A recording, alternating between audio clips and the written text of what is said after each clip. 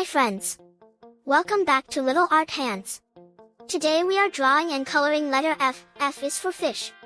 So grab your crayons, markers, or colored pencils, and let's have fun drawing and coloring together. Don't forget to like, subscribe, and enjoy the video. I'm a